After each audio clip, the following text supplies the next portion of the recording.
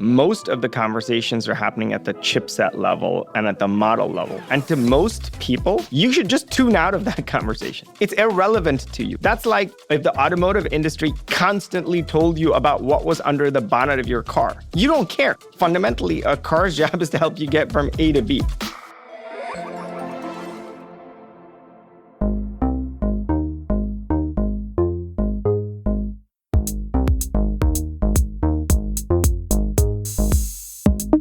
Welcome to Fast Company's The New Way We Work, where we take listeners on a journey through the changing landscape of our work lives and explain exactly what we need to build the future we want.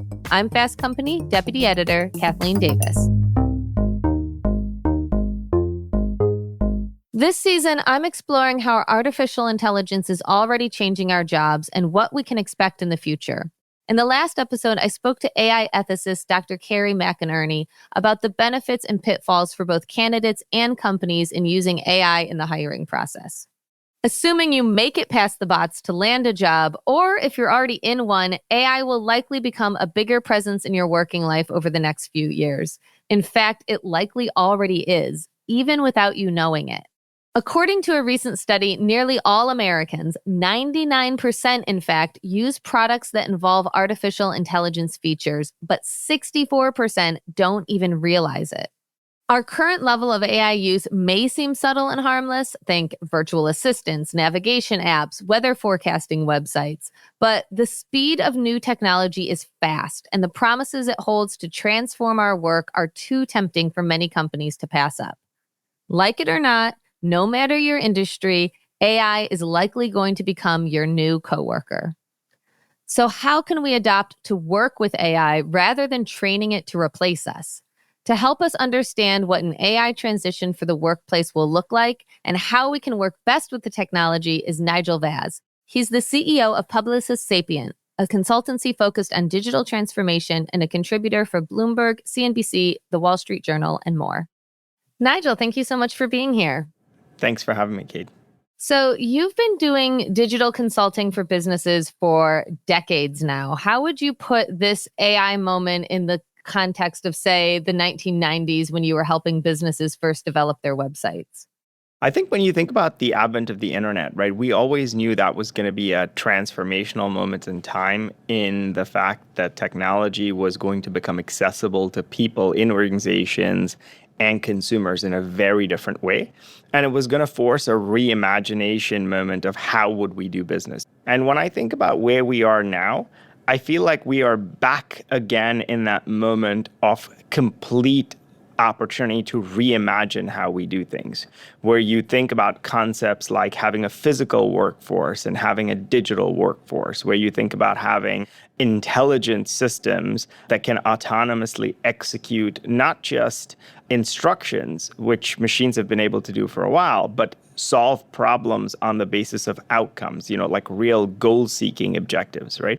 And so I think this AI wave, we are barely scratching the surface. I feel like we're at the advent of another very significant moment when the opportunity for people and businesses to reimagine their context, their everyday contexts, is just beginning. How does the way that companies and leaders are reacting now kind of compare to that time? Because I'm thinking back in my industry when websites became, digital media became a thing, and there was a lot of panic, there was a lot of resistance. I imagine, and all of these things back in the 1990s when you could start to book your own flights, a lot of kind of panic came up. How are people reacting now? Are there parallels there? Well, there's definitely parallels, and I've actually used the parallels of the early days of the internet and now a few times, for people in our own organization who haven't been around as long to remind them of the kind of significance of this moment, right? What I was saying back then, the one difference between then and now that is really marked is back then a CEO often, let's take the CEO of a retailer, right? They used to have somebody called an e-commerce manager or some leader running the e-com, but it was like a 0.5% of sales. So if you were a typical retail CEO, in the grand scheme of things, this thing at that time was so small that it was easy to put it into a box and say, you know what, this is my e-commerce person. And then it took 20 years for e-commerce and sales to become entirely synonymous. Today, there is no retailer that doesn't think about their digital channel as the primary channel for sales, right? It doesn't matter what industry you're in, hotels, airlines, retail, fashion. But that was a journey. The difference this time around is, I think, because people have that institutional memory of how transformational a moment that was back then, there is recognition that this could be significantly transformational. And so what I'm seeing for the first time is, if I go back to the 90s to today, right? Back then there was interest. Like, everybody was really interested in, what is this internet thing going to do? But then very quickly it was like, well, it's not going to affect my business in a significant sense. The difference this time around is everybody's interested in, what is AI? How is AI going to manifest? What does it mean for my business? And I'd say particularly where we are at this moment in time, because I'd say, ever since people started to get familiar with the consumer application of the generative AI wave, call it like November 2022, there was a lot of exploration, there were a lot of proof of concepts, but where we find ourselves now is in the work that we're doing with so many of our clients, transforming an institutional lender where the advice is powered by agents that are effectively, holding your wealth management goals in the forefront of their mind, as opposed to just a person doing that. Or looking at healthcare monitoring to identify patterns around diseases that doctors and nurses, in many cases who've been practicing for many years, now can be aided. But that gives you a sense of the fact that I think now people are like, hey, no, this is really valuable. Like, I used to have 10 or 15 advisors, managing the wealth of like X many $billion. And now I can actually provide far more personalized financial services, wealth management advice to the masses without scaling that team from 15 to 500.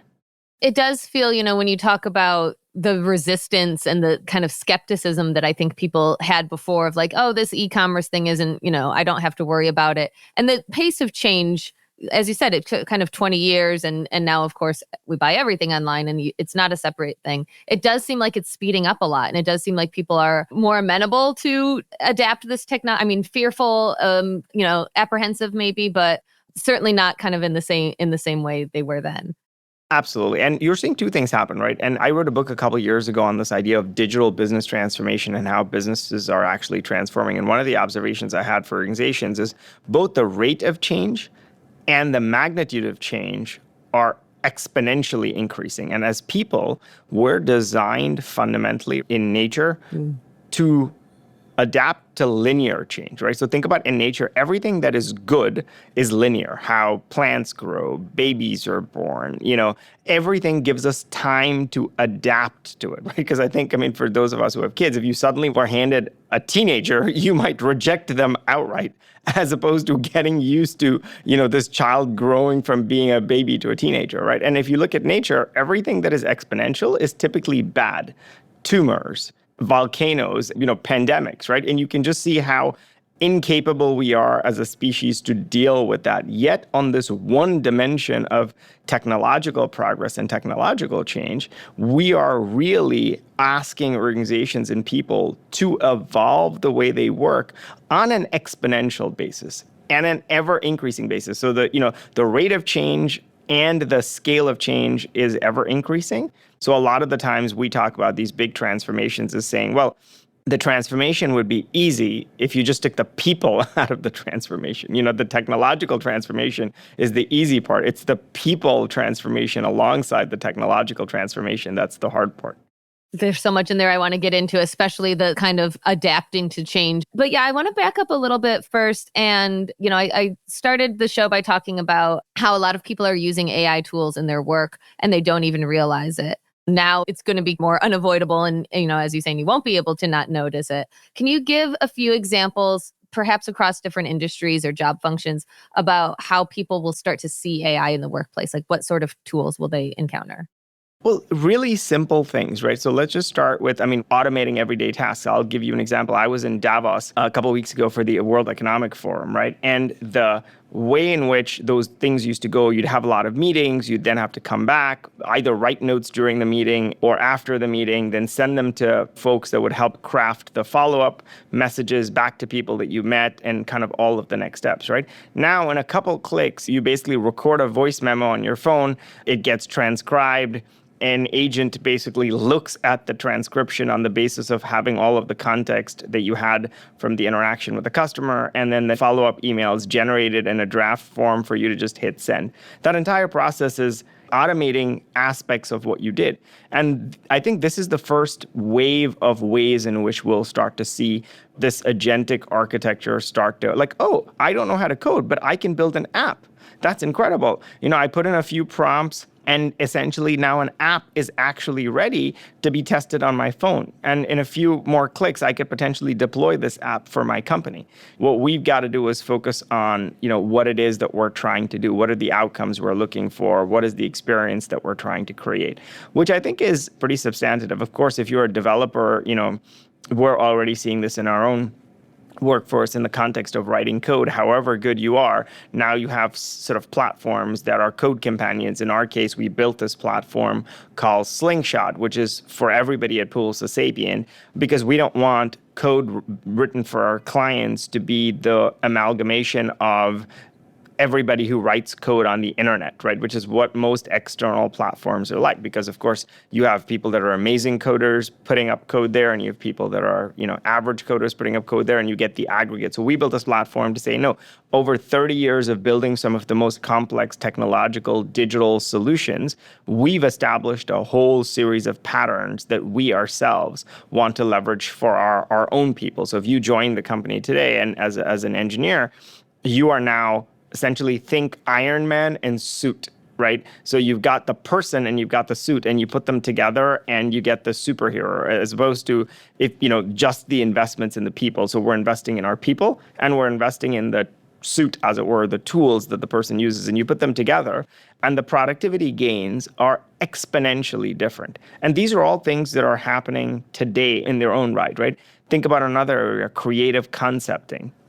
For our designers, crazy easy now for you to be able to mock up a visualization of what was in your head to show people. It used to take, days, maybe weeks of an art director, working with a copywriter to try and imagine, what this concept might look like. And now you're just very quickly able to generate things, at least to have the initial conversations to develop further.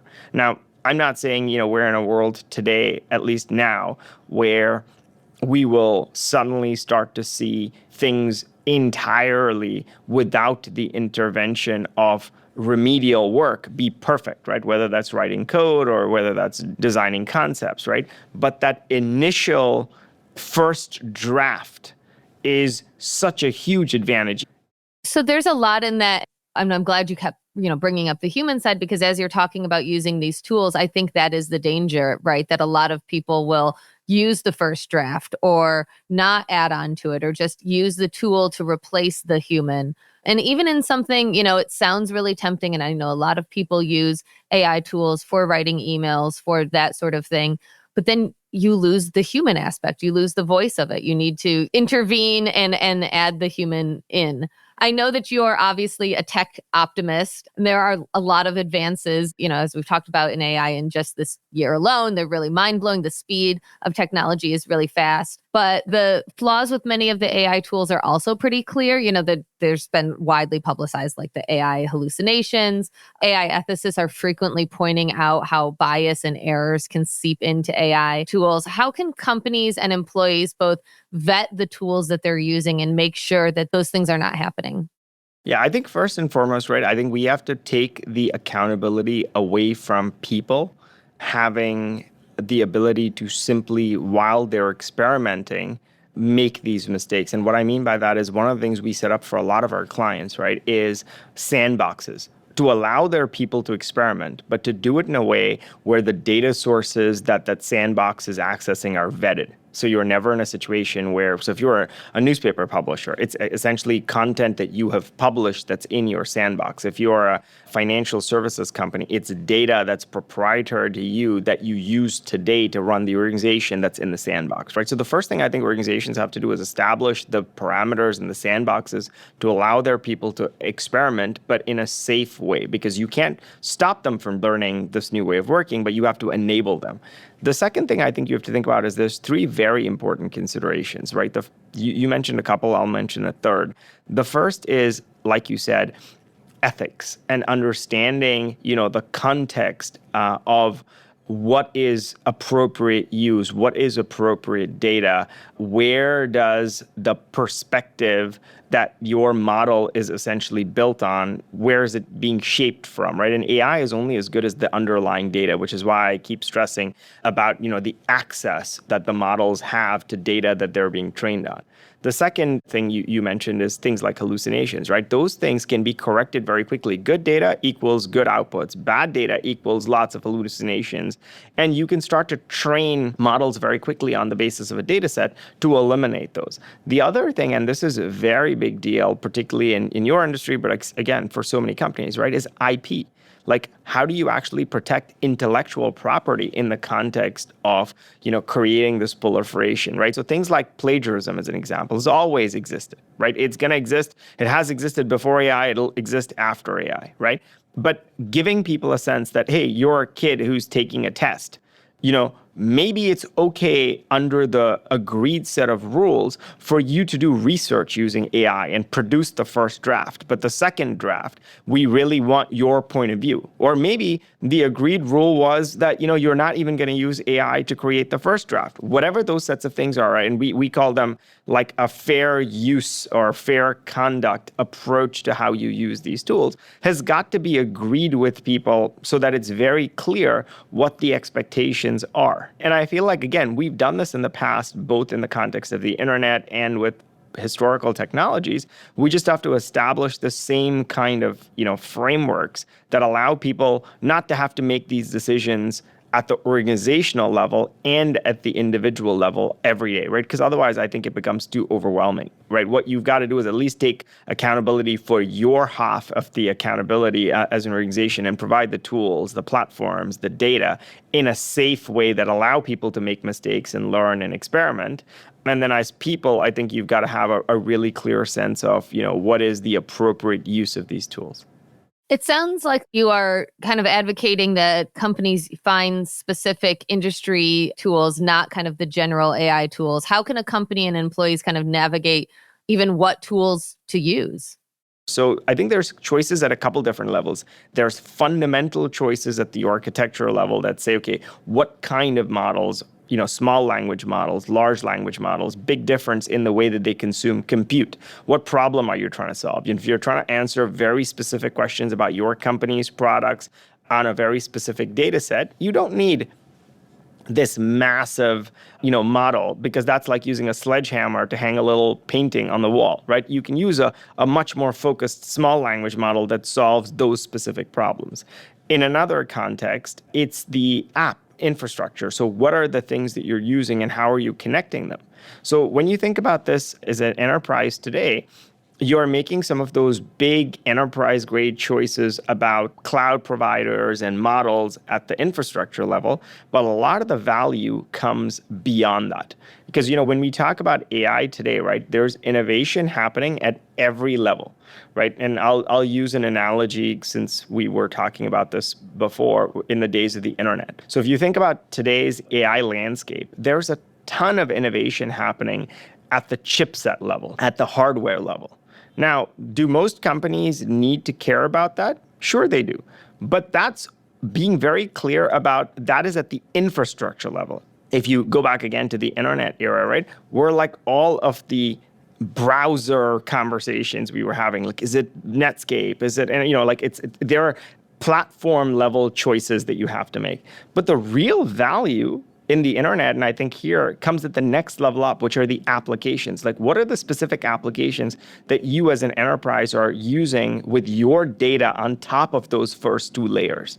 So of course there's innovation happening at the chipset level. Of course there's innovation happening at the large language model level and at the model level. But what apps are you building on top of that with your data, and how are you connecting those apps in a way that your people, whether they're traders or doctors or people in a hotel or an airline, are actually going to use to accelerate what they do? And so that's the choices. I think you've got them at three different levels. And the most important level where most of the value is going to be unlocked is in that third level, which is in making the data sets connect to each other that are going to create the outcome for your organization, and making the application choices that are going to create value for your organization.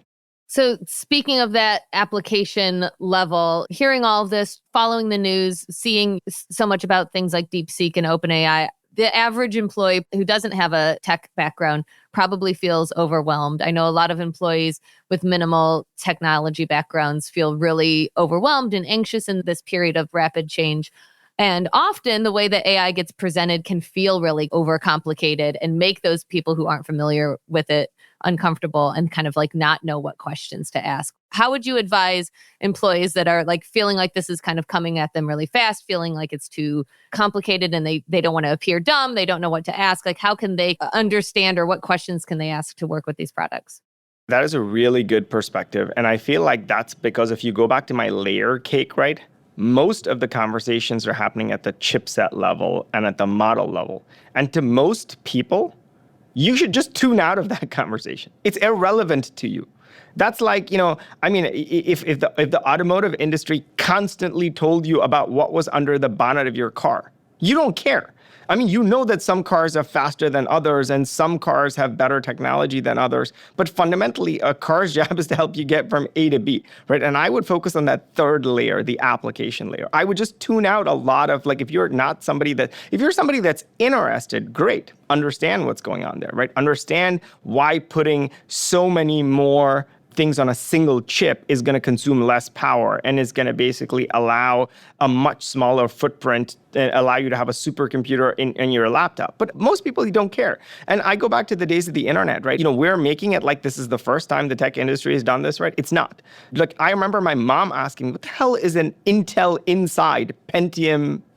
Because they used to constantly tell you about the chips and every Intel version. And I was like, it doesn't matter. Like, I mean, you're using a computer for the purposes of what you're doing. It doesn't really matter how many chips Intel is releasing on the inside, right? It's like you need to know how to like write an email. Correct. You focus on the apps, right? And that's what we should do here. You can get totally caught up in, I mean, back then people were doing that. That's why I was using that analogy to say, people were like, what is Netscape? What's Internet Explorer? What's this browser? And it's like, it doesn't matter. It allows you to go to the website. The thing that you need to focus on is that website that you're going to go to, which appears more or less identical, irrespective of which technology platform is underpinning you, right? And it's like, how do you use the app? So for me, I would say start with the application layer. And the way to do it in your own personal life, right, is like use AI for everyday things. Like, how cool is it now that you can, all of us have at least tons of photographs on our phone, right?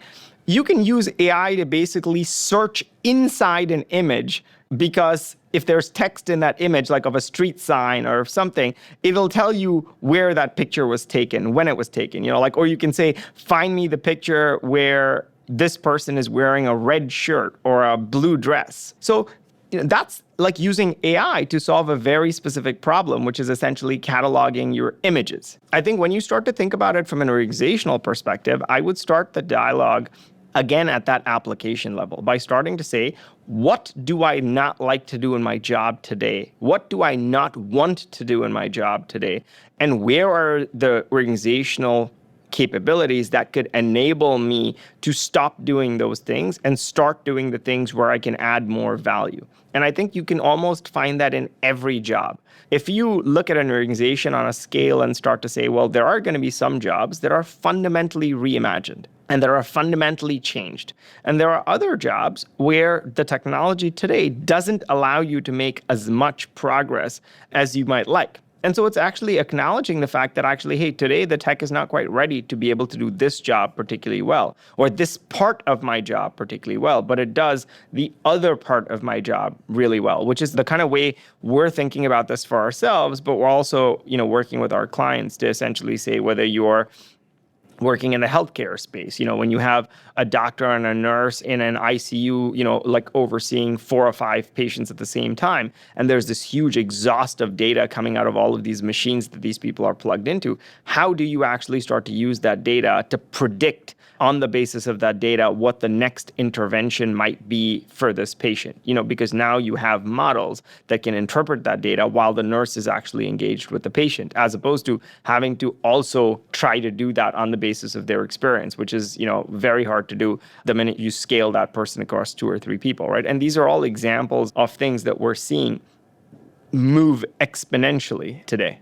Yeah, I think that's great to focus just on the problem, the thing that you want to solve with AI, and then kind of vetting the tools there. On a very basic level, we experimented on the show in a previous season with using AI to take notes at all of the meetings. And then we kind of evaluated like which tools did it well, which tools didn't do it well. And really, in a like plain language, non-technical way of just figuring, I don't know how it worked. I just want to know if it works.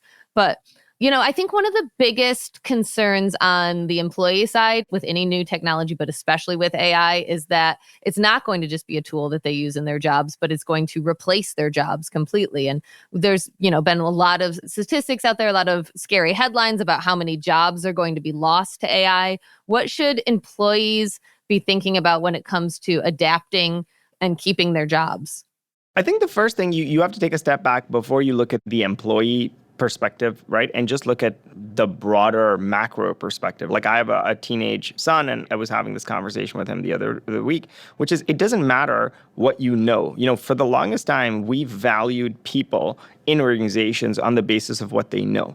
And I feel like we have to shift this dynamic and basically say, what you know is almost irrelevant. Like when I was talking to my son, I said, even dinosaurs, and he was a huge fan of dinosaurs when he was a little kid, right? Everything we knew about dinosaurs in the time that he went from 3 years old to 15 has changed. The biggest has changed, the fastest has changed, whether they have feathers has changed, what kind of skin they have has changed. So even things that have been extinct for millions of years essentially have changed so dramatically. So of course, things that are in the current context are going to be ever changing. So if you obsess about what you know, you are always fundamentally going to be less valuable to an organization. I think what you have to obsess about is your ability to learn. So I use this expression, learn, unlearn, and relearn.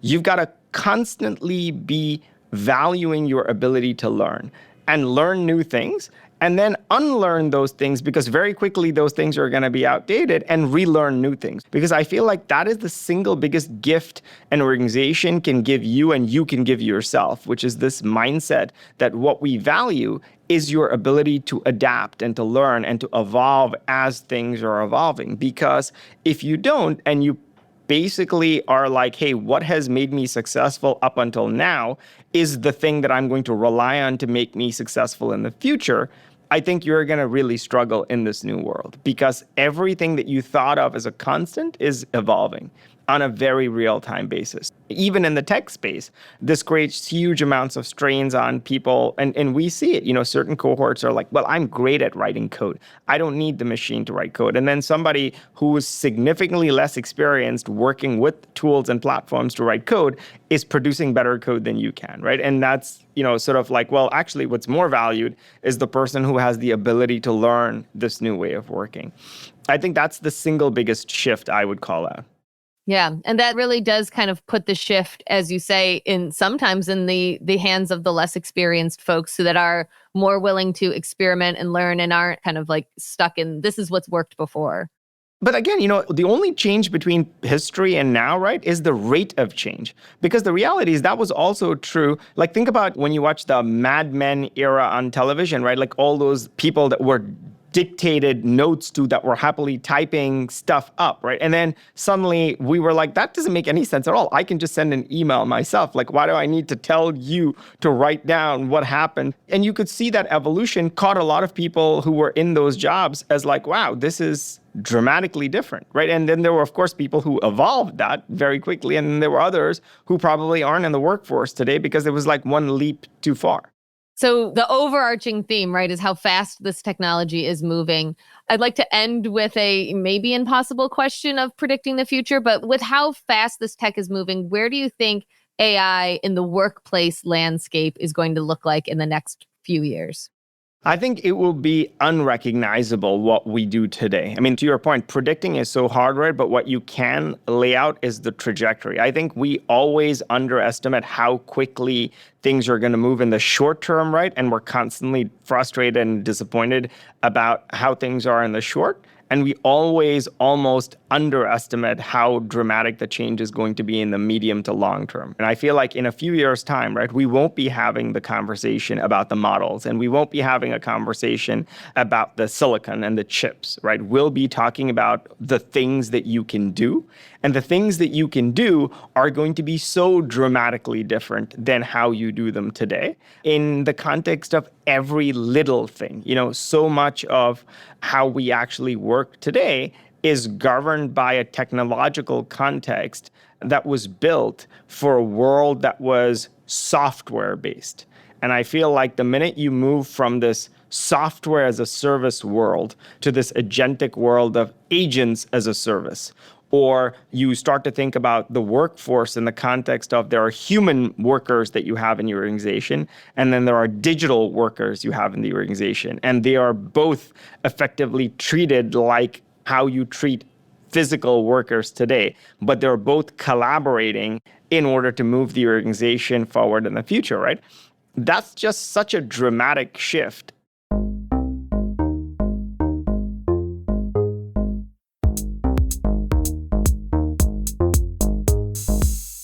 For more on how AI will change your job, check out the show notes for this episode for related Fast Company articles.